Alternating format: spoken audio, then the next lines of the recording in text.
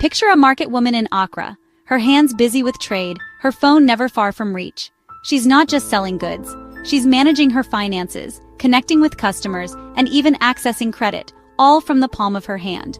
Or imagine a farmer in rural Kenya, who once relied on cash and informal lenders, now using mobile technology to track her harvest, receive payments instantly, and save for her children's education.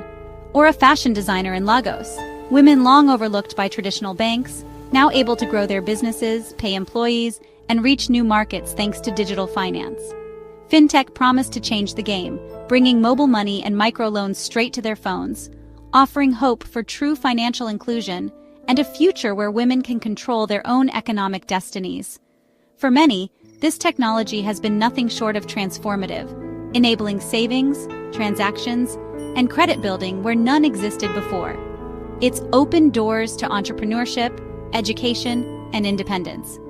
But beneath the surface, a new problem is quietly emerging, one that's harder to spot but just as damaging. The algorithms powering these platforms, designed to be neutral and fair, are learning from data that reflects old social biases. Without careful oversight, they can unintentionally reinforce the very prejudices fintech set out to erase. Instead of erasing barriers, these invisible systems can create new ones, making exclusion harder to see, harder to measure, and even harder to fight. Women may be denied loans or fair terms, not because of their abilities, but because of hidden patterns in the data. African women are vital economic agents, driving growth and supporting families. Their inclusion isn't just a moral imperative, it's essential for sustainable development and the prosperity of entire communities. If we don't address these hidden biases, we risk building a digital economy that leaves millions behind, perpetuating inequality in new, less visible ways. The promise of fintech is real, but only if we confront the uncomfortable truth. Our algorithms may be biased, and urgent action is needed to ensure that every woman, no matter where she lives, can truly benefit from the digital revolution. Across Africa, fintech has revolutionized access to finance, especially where banks are scarce.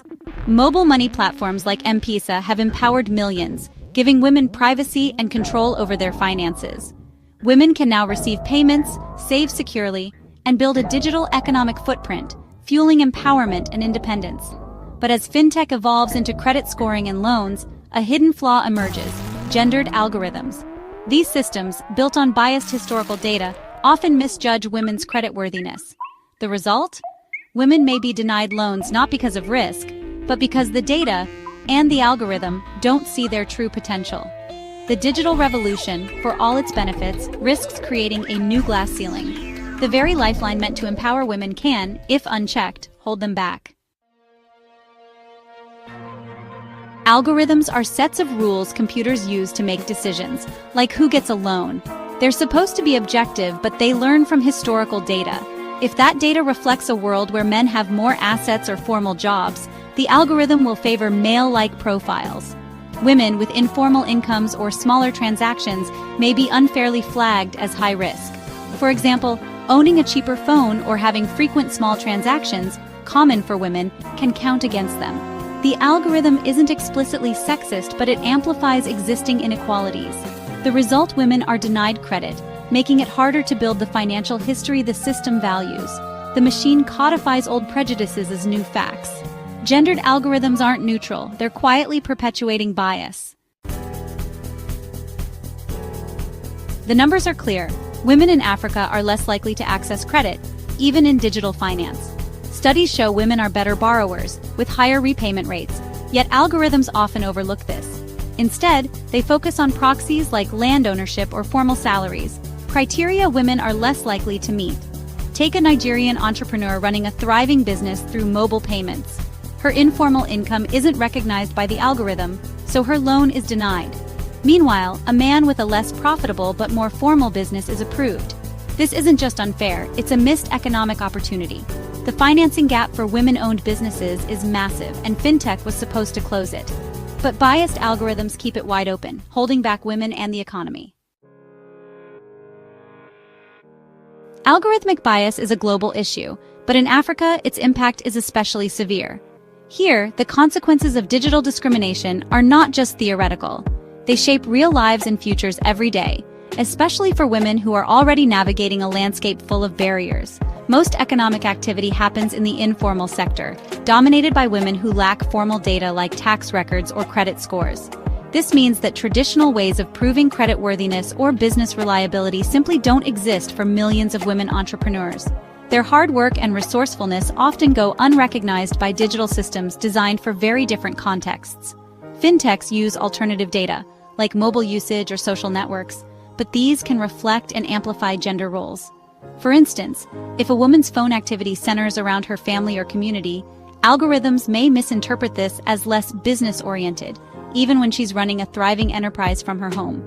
For example, algorithms may favor broader business networks, which men are more likely to have, penalizing women's community-focused connections.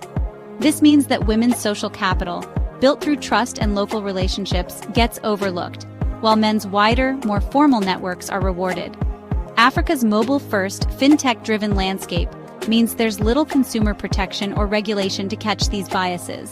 The rapid adoption of digital finance has outpaced the development of safeguards that could ensure fairness and transparency. The technology is advancing faster than the rules to keep it fair. Regulators and policymakers are struggling to keep up, leaving gaps where discrimination can slip through unnoticed and unchallenged. Women denied by algorithms have few options for recourse. There's often no clear way to appeal a decision or even understand why they were rejected, making the system feel opaque and unaccountable. Here, digital finance isn't just an alternative, it's often the only option. For many women, access to loans, savings, and payments depends entirely on these digital platforms, making exclusion even more devastating. If these systems are biased, millions of women are locked out before they even begin. The doors to opportunity are closed not by people, but by invisible lines of code. The stakes for inclusion and the risks of exclusion are immense. Ensuring fairness in algorithms isn't just a technical challenge. It's a matter of economic justice and human dignity for millions of African women striving for a better future. Algorithmic bias is a worldwide challenge, but Africa faces a unique crossroads. In the West, fintech disrupts old banking systems. In Africa, it's building the primary system from scratch. This is a rare chance to design financial systems that are inclusive from the start. African innovators aren't bound by legacy thinking. They can embed fairness and equity into their products. By understanding local realities and women's challenges, they can create algorithms that empower, not penalize. Tackling bias now can set a global standard for responsible, inclusive fintech. The opportunity, a digital economy that truly serves everyone. The challenge, building it with intention before old biases become new barriers. For Africa's women entrepreneurs, fintech should fuel ambition and growth. These innovative financial technologies have the potential to democratize access to capital, enabling women to start and expand their businesses with greater ease and efficiency. But biased algorithms can block access to the credit they need to scale businesses and create jobs. These algorithms, often designed without considering the unique challenges faced by women, can inadvertently perpetuate existing inequalities. When a woman is denied a loan by an opaque system, she's left with no explanation and no way to improve. This lack of feedback prevents her from understanding what went wrong and how she can better position herself for future opportunities.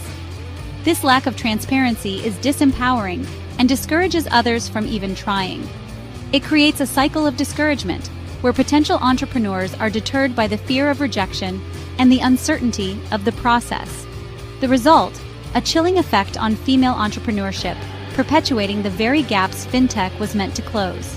Instead of fostering a vibrant ecosystem of women-led businesses, these barriers stifle innovation and economic growth. Women may turn to costly informal lenders or scale back their dreams.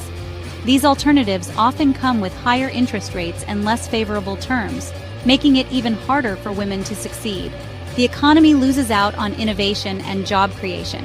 When women are unable to fully participate in the economy, everyone suffers from the loss of potential new businesses and the jobs they would create. The myth that women are riskier borrowers persists, despite evidence to the contrary. Studies have shown that women are often more reliable borrowers, yet these outdated perceptions continue to influence lending decisions. Algorithmic barriers aren't just technical, they're obstacles to progress. These digital gatekeepers can have real-world consequences, limiting opportunities and reinforcing systemic biases. Breaking them is essential for shared prosperity. By creating more inclusive algorithms and transparent processes, we can ensure that fintech truly serves everyone, unlocking the full potential of Africa's women entrepreneurs. The good news? Solutions exist, and some African fintechs are already leading the way. First, build fair algorithms with fair data, include informal income and real economic patterns, not just traditional proxies. Diverse teams spot bias early. Women in tech can flag issues others miss. Partnerships with women's groups and microfinance institutions bring richer, more accurate data into the system. Community recommendations can supplement or even replace traditional credit scores. Transparency matters. Explainable AI helps customers understand decisions and improve their profiles. Regular audits and clear appeals